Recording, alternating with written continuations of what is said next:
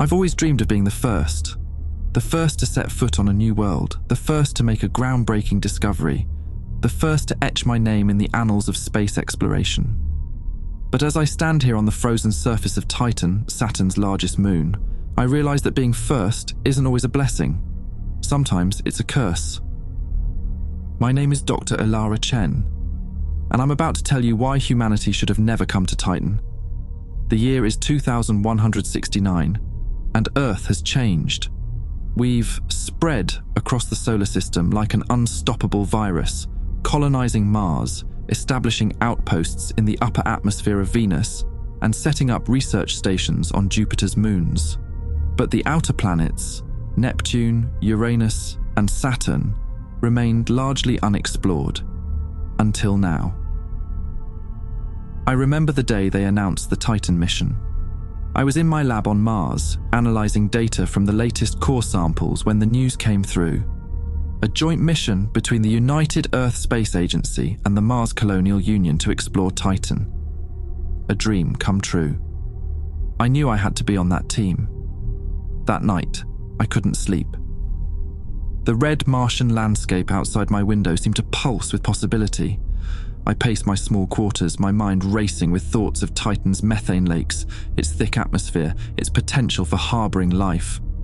As the first light of the Martian dawn crept through my window, I made my decision. I would do whatever it took to be on that mission. The selection process was grueling. Hundreds of the best scientists and astronauts from Earth and Mars all competing for just 2 spots. Days blurred into weeks as we underwent rigorous physical and psychological evaluations, simulations, and interviews. I still remember the final interview. The panel of stern-faced officials sat before me, their eyes scrutinizing every twitch, every blink. "Dr. Chen," one of them began, her voice crisp and cold, "why should we choose you for this mission?" I took a deep breath, steadying myself. Because Titan isn't just another moon to me. It's the key to understanding our place in the universe. I've dedicated my life to studying its potential for harboring life, its unique atmospheric composition. I don't just want to go to Titan, I need to go. It's not ambition driving me. It's a calling. The room fell silent. I could hear my heart pounding in my ears. Then, a slight nod from the lead interviewer. "Thank you, Dr. Chen. We'll be in touch." Weeks passed. I threw myself into my work, trying to distract myself from the gnawing uncertainty. Then, one ordinary Tuesday, as I was calibrating a spectroscope, my comm unit buzzed. A message from USA headquarters. With trembling fingers, I opened it. "Congratulations, Dr. Elara Chen. You have been selected as the lead scientist for the Titan exploration mission." I collapsed into my chair, a mix of elation and terror washing over me. I was going to Titan. I was going to be the first. Launch day came faster than expected. The spaceport was a hive of activity, technicians swarming over the sleek form of the Prometheus, our state-of-the-art spacecraft. As I approached the launch pad, I saw him for the first time in person, Commander Jack Harper, the other half of our 2-person crew. He was tall, with a weather-beaten face that spoke of countless hours in the unforgiving vacuum of space. His eyes, a startling blue, crinkled at the corners as he smiled and extended his hand. "Dr. Chen, I presume." Jack Harper. "Looking forward to our little road trip." I shook his hand, noting the strength in his grip. "Elara, please." And I wouldn't exactly call 18 months in deep space a little road trip. He laughed, a deep, resonant sound that seemed to ease some of the tension in the air. "Ah, but where's your sense of adventure, Doc? We're about to go where no one's gone before. It'll be a walk in the park." As we boarded the Prometheus, I couldn't shake the feeling that his bravado was masking something, a flicker of doubt, perhaps. But there was no time to dwell on it. We had a mission to start. The countdown began. I strapped myself into my seat, my heart racing. Jack's voice came over the intercom, steady and calm. "All right, Doc. Here we go. See you on the other side." The engines ignited with a roar that shook the entire craft. G-forces pressed me back into my seat as we accelerated, climbing higher and higher. Through the viewport, I watched as the red Martian landscape fell away, replaced by the star-studded blackness of space. As the shaking subsided and we settled into our trajectory, a sense of finality washed over me. There was no going back now. At first, Jack was easy to get along with, always cracking jokes, sharing stories about his previous missions. Our days fell into a routine: system checks, data analysis, physical exercise to counteract the effects of zero gravity. But as the weeks turned into months, I noticed a change in him. It started subtly. He'd fall silent mid-sentence, his gaze drifting to the viewport. Sometimes, I'd find him floating in the observation dome, staring out at the vast emptiness of space, his expression unreadable. One night, or what passed for night in the eternal darkness of space, I found him there again. He didn't seem to notice me at first, his eyes fixed on the distant pinprick of light that was Saturn. "You okay, Jack?" I asked, my voice sounding unnaturally loud in the silence. He turned to me slowly, his eyes shadowed. "You ever wonder if we're meant to be out here, Alara? If maybe there are some places in the universe that should stay unexplored?" I tried to laugh it off, but the sound came out forced. "Come on, Jack. Where's that sense of adventure you were talking about?" He didn't smile. "Adventure's one thing. This is something else. Sometimes I feel like we're not heading towards Titan. We're heading towards something else. Something waiting for us." A chill ran down my spine. "What do you mean?" He shook his head, as if trying to clear it. "Nothing. Forget I said anything. Just space madness, I guess." He pushed off the wall, floating towards the exit. "I'm going to try to get some sleep. You should too, Doc. Big day tomorrow." As he left, I turned to look out at the stars. They seemed colder somehow, more distant. And for the first time since we'd left Mars, I felt truly, terrifyingly alone. The incident marked a turning point in our journey. The easy camaraderie we'd shared in the early months gave way to long stretches of silence. Jack retreated into himself, spending more and more time alone in his quarters. When we did interact, his responses were clipped, his smiles forced. I tried to focus on my work, running simulations of Titan's atmosphere, analysing the latest data from our long-range sensors. But the silence of the ship pressed in on me, broken only by the soft hum of the life support systems and the occasional ping of incoming transmissions from Earth. One day, about 14 months into our journey, I decided I couldn't take it anymore. I found Jack in the mess hall, pushing his rehydrated food around his plate. "We need to talk," I said, sliding into the seat across from him. He looked up, his eyes wary. "About what?" "About this thing between us. This silence. Jack, we're the only two people out here. We can't keep going on like this."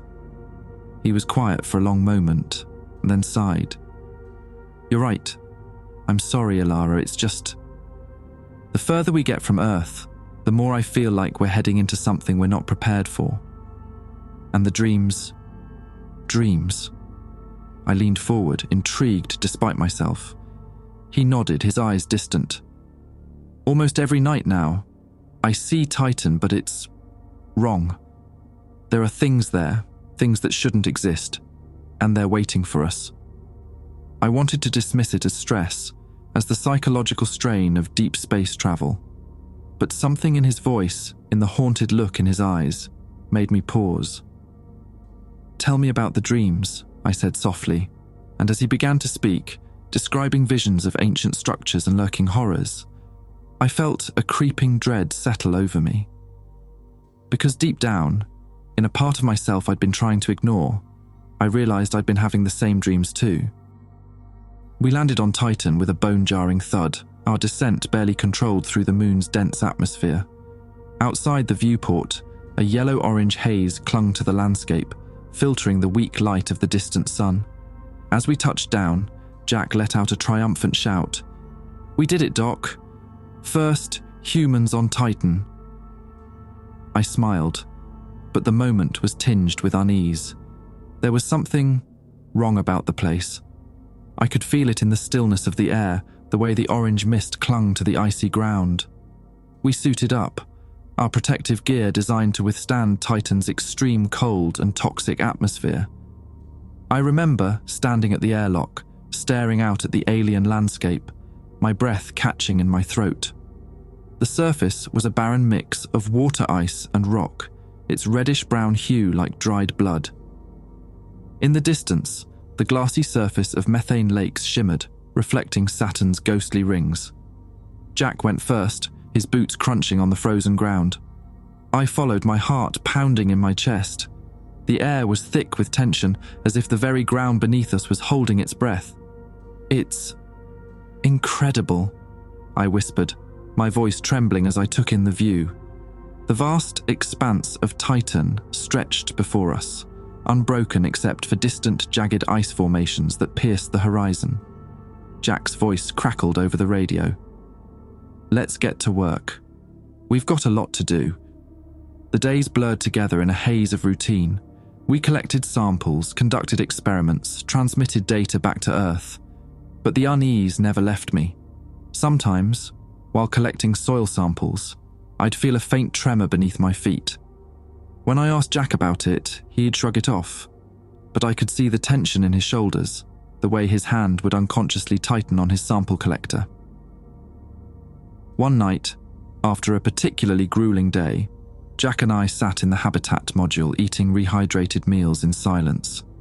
Jack stared at the wall, his eyes hollow. "You know what they say about explorers, Ilara," he said suddenly, his voice low. I looked up from my meal. "What?" "They say we're the ones who push too far. We go where we're not supposed to. We open doors that should stay shut." He chuckled darkly. "Maybe that's what we've done here." I frowned, unease prickling at the back of my neck. "You don't really believe that, do you?" Jack didn't answer. He just stared out the window, his gaze distant, as if he was searching for something in the dark void beyond. That night, I dreamed. In my dream, I stood on the surface of Titan, but it was different. The ice beneath my feet was translucent, and through it, I could see movement. Vast, shadowy forms shifting in the depths. I tried to run, but my feet were frozen in place. And then, slowly, agonizingly, the ice began to crack. I woke with a start, my heart racing. In the dim light of the habitat, I could see Jack sitting up in his bunk, his eyes wide and staring. "You saw it too, didn't you?" he whispered. I nodded, unable to speak, because in that moment, I knew. We weren't alone on Titan, and whatever was here with us, it knew we had arrived. A week later, we ventured to the southwestern ridge, our rover groaning as it crawled over the rugged terrain. Jack pointed at a towering ice spire in the distance, its jagged form reminiscent of Earth's Gothic cathedrals. "Reminds you of home, doesn't it?" he said, though his tone lacked the usual warmth. I nodded, though I could feel a chill that had nothing to do with the temperature. As we continued on foot, the tremors I'd felt before grew stronger. Jack remained silent, but I could see the tension in his movements. We crested the ridge, and that's when we saw them. Monoliths, tall, dark, and ancient, rising from the frozen ground like sentinels, their surfaces glinting under the distant sun. My heart froze. They couldn't be natural, they were too precise, too deliberate. Someone, or something, had built them. "Jack," I whispered, fear seeping into my voice, "we're not alone here." For a moment, Jack said nothing. Then, with a slow, deliberate movement, he sank to his knees and began to laugh. It was a high-pitched, hollow sound that chilled me to my core. "We were never alone, Ilara," he muttered between fits of laughter. "We just didn't know." As the ground beneath us trembled again, something enormous began to stir beneath the surface. and this time it was no illusion. The ice beneath our feet began to crack, spiderwebbing outwards from the base of the nearest monolith.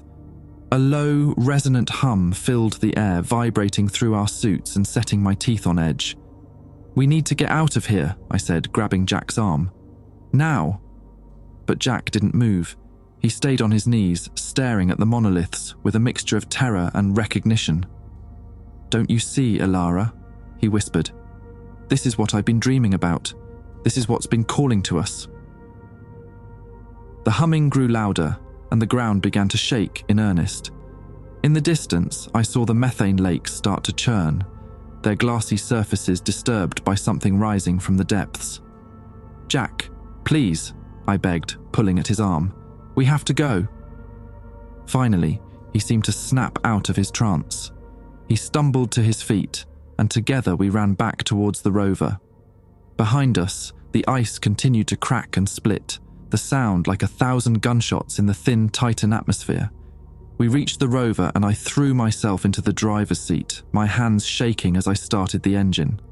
Jack collapsed into the passenger seat, his breath coming in ragged gasps. As I gunned the engine, steering us away from the ridge, I glanced in the rearview mirror.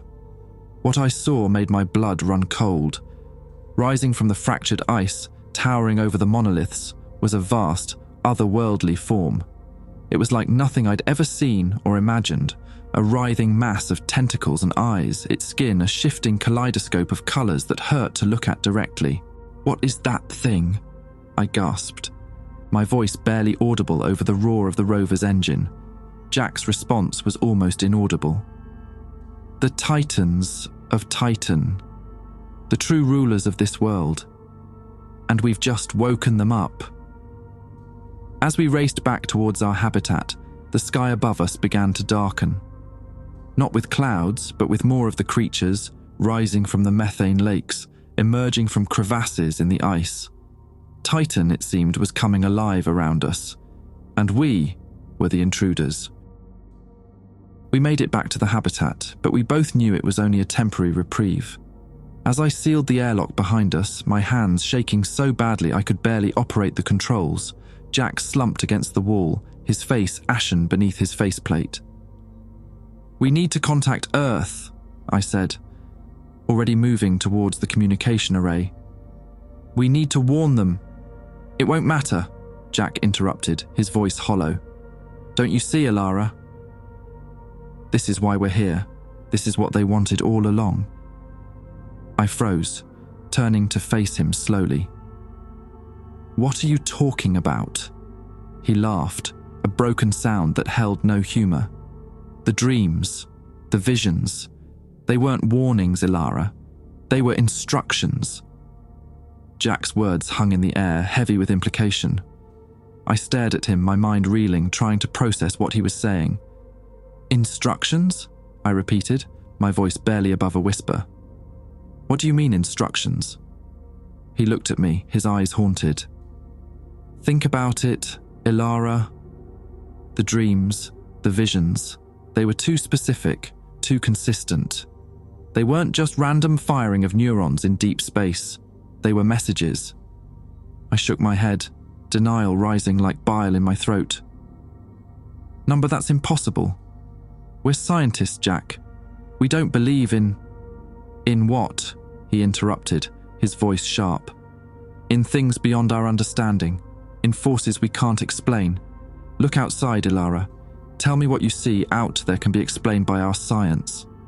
I turned to the viewport, my eyes drawn to the chaos unfolding on Titan's surface. The sky was alive with writhing forms, their impossible geometries twisting in ways that hurt to look at directly.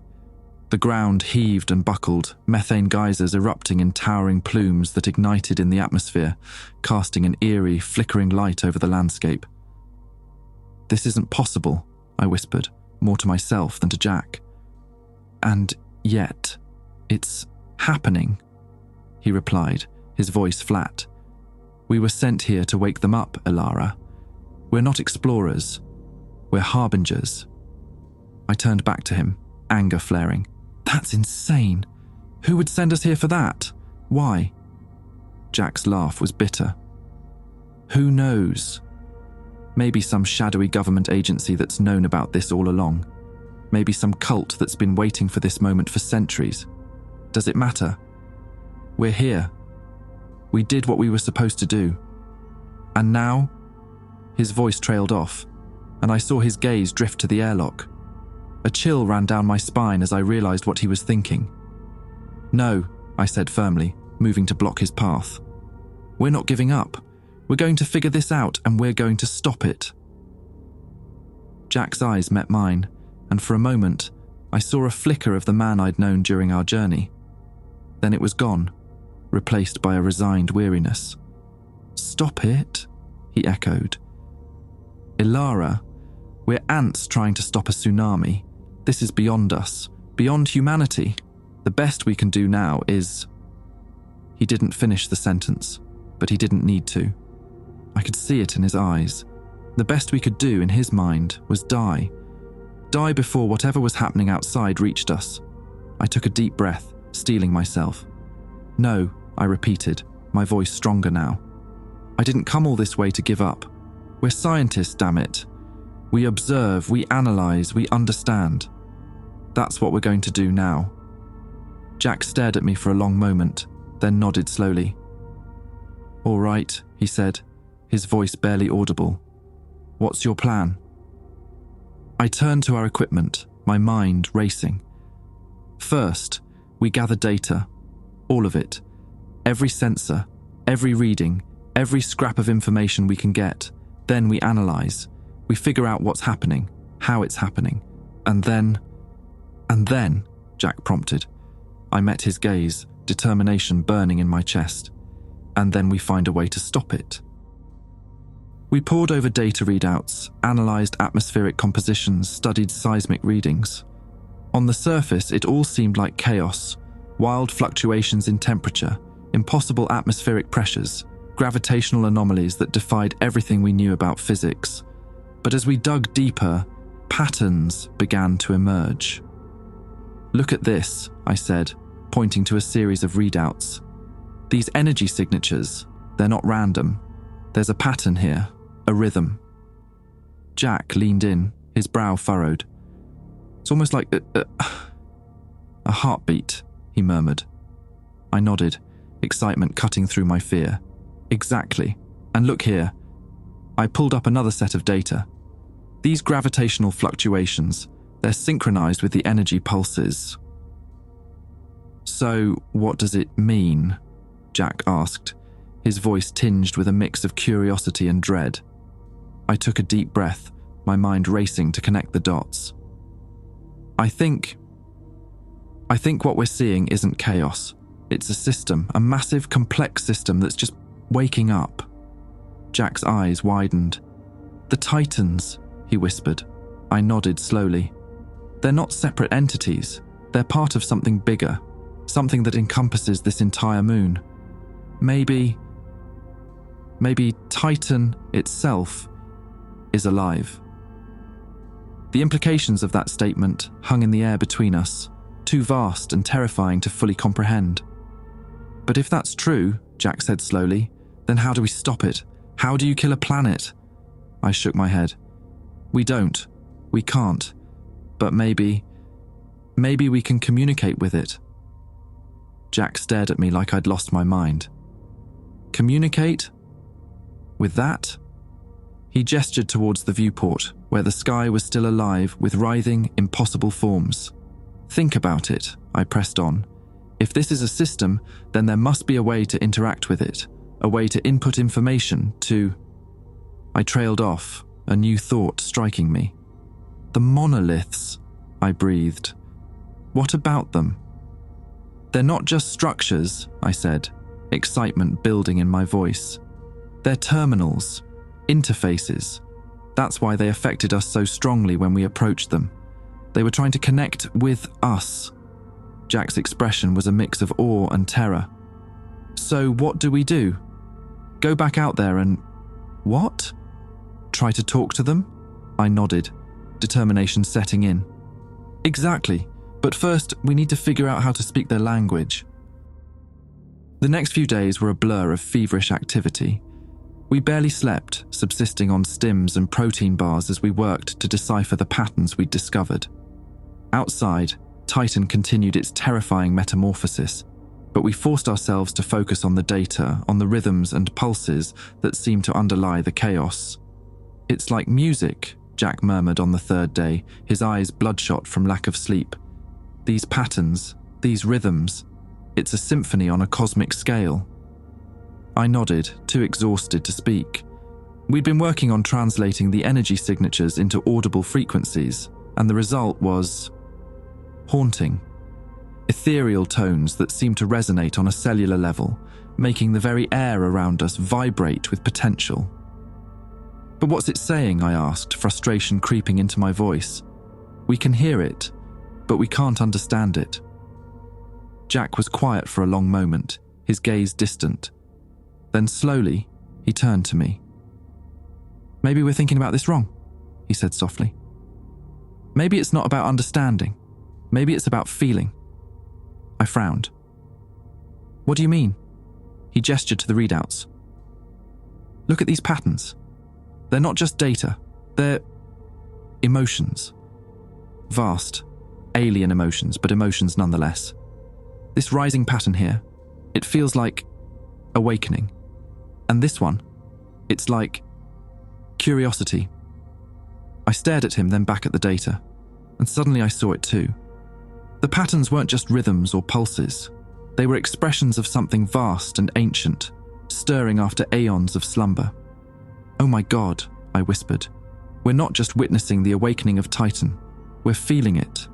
Jack nodded, a glimmer of his old excitement in his eyes. "And if we can feel it, we can respond to it," I finished, my heart racing. We worked for another day straight, fine-tuning our makeshift translator.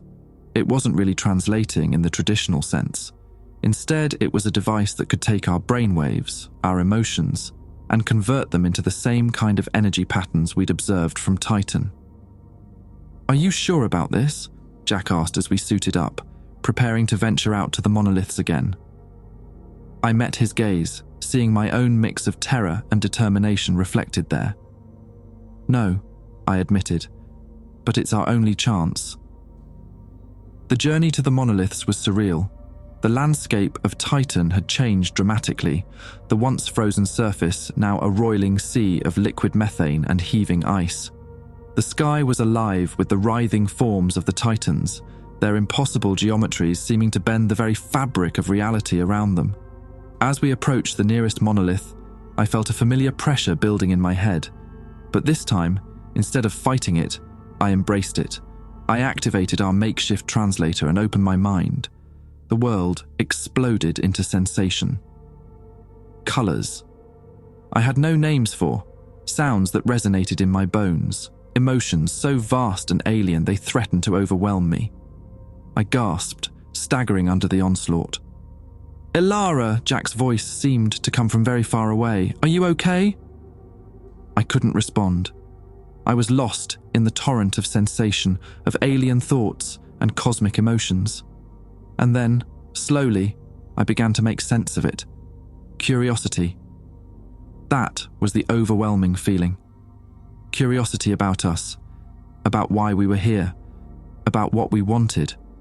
With an effort that felt like it might tear me apart, I focused my thoughts. I projected images of Earth, of humanity, of our journey to Titan. I tried to convey our own curiosity, our desire for knowledge, our hope for connection. For a moment, there was nothing.